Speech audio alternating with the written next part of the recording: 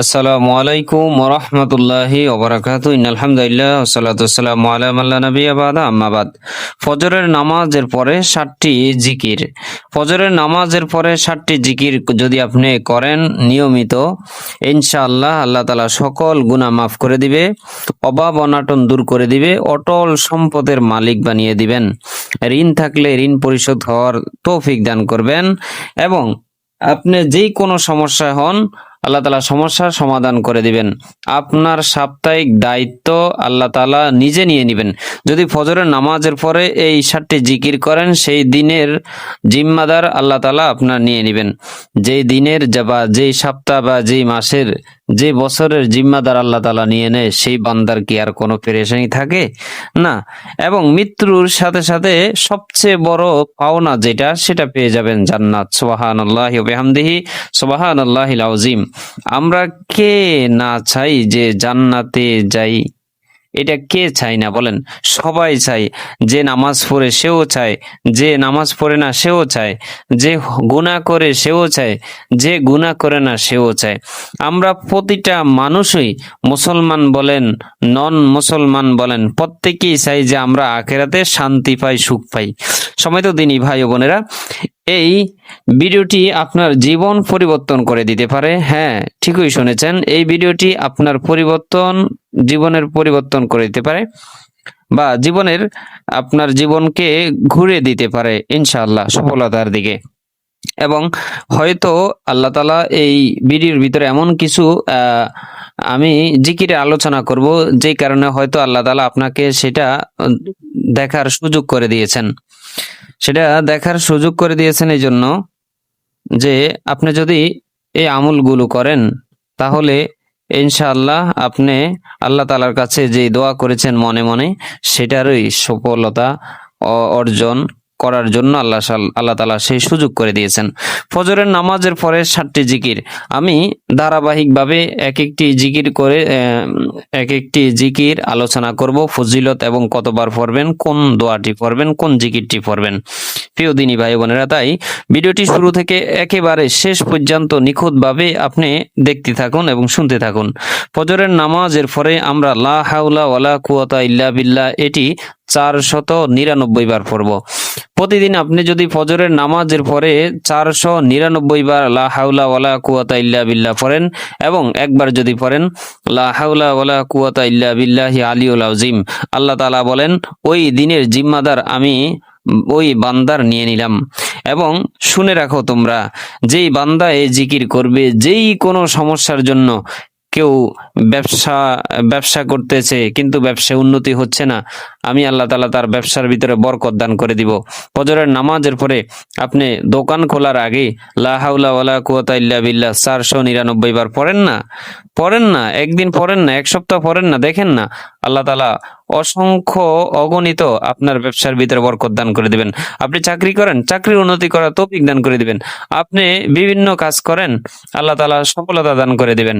আপনি কৃষি কাজ করেন অথবা আপনার স্বামী ব্যবসা করে বিদেশে রয়েছে, বিদেশে ভালো একটা অ্যামাউন্ট কাজ করার সুযোগ করে দিবে আল্লাহ তাআলা, বা বিভিন্ন বড় ধরনের একটা ইনকাম করার সুযোগ করে দিবেন।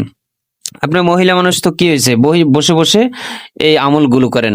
একটা হাদিসে আছে কি জানেন, যে কোনো নেককার মহিলার কারণে বা কোনো মহিলা যদি জিকির আজকার করে বা আমল করে, নামাজ পড়ে, রোজা রাখে, হ্যাঁ, তাসবিহ তাহলিল আদায় করে, তারপরে কোরআন তেলাওয়াত করে, তাহলে তার স্বামীর রোজগারের ভিতরে আল্লাহ তাআলা বরকত দান করেন।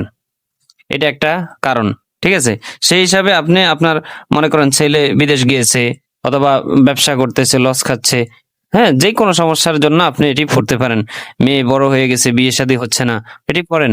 হ্যাঁ, ছেলে সুস্থ হচ্ছে না, এটি পড়েন, আল্লাহ তাআলা সুস্থ দান করে দিবেন।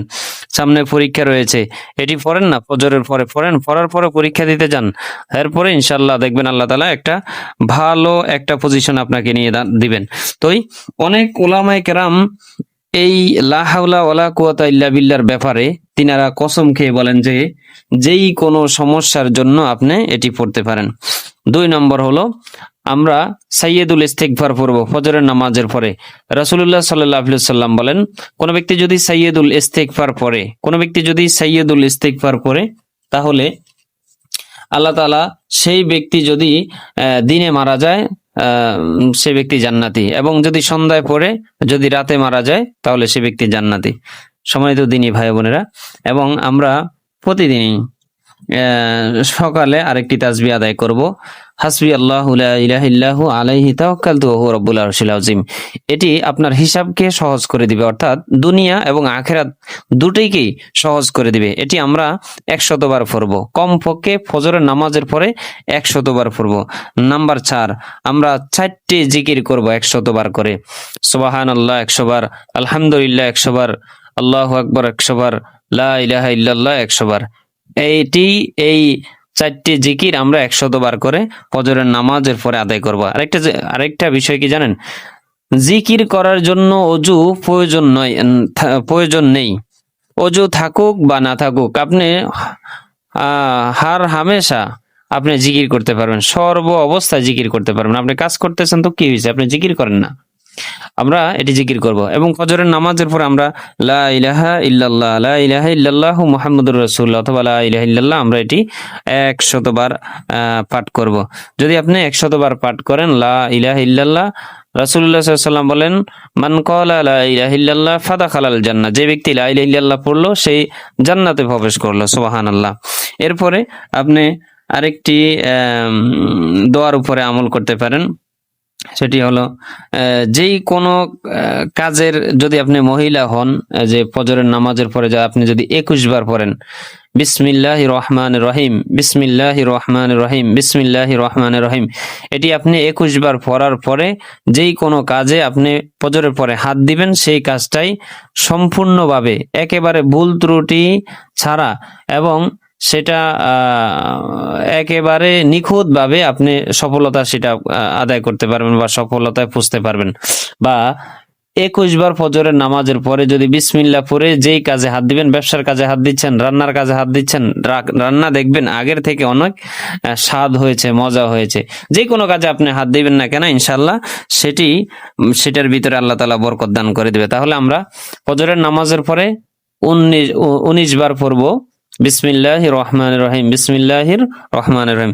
আরেকটি আমল করব আমরা, সেটি হলো সূরা ইখলাস পড়ব আমরা 7 বার। ফজরের নামাজের পরে সূরা ইখলাস 7 বার যদি আপনি পড়েন তাহলে ওই দিনের জিম্মাদার আল্লাহ তাআলা নিয়ে নেয়। এবং অনেকে বলেছেন, যদি কোনো ব্যক্তি যদি 21 বার অথবা 11 বার যদি সূরা ইখলাস পাঠ করে ফজরের নামাজের পরে, তাহলে আল্লাহ তাআলা 1 সপ্তাহের জিম্মাদার, সেই ব্যক্তির জিম্মাদার 1 সপ্তাহের জিম্মাদার আল্লাহ তাআলা নিয়ে নেয়। এটা অনেক বড় একটা ফজিলত, মানে অনেক বড় একটা কথা। আপনার কাছে কিরকম মনে হয়?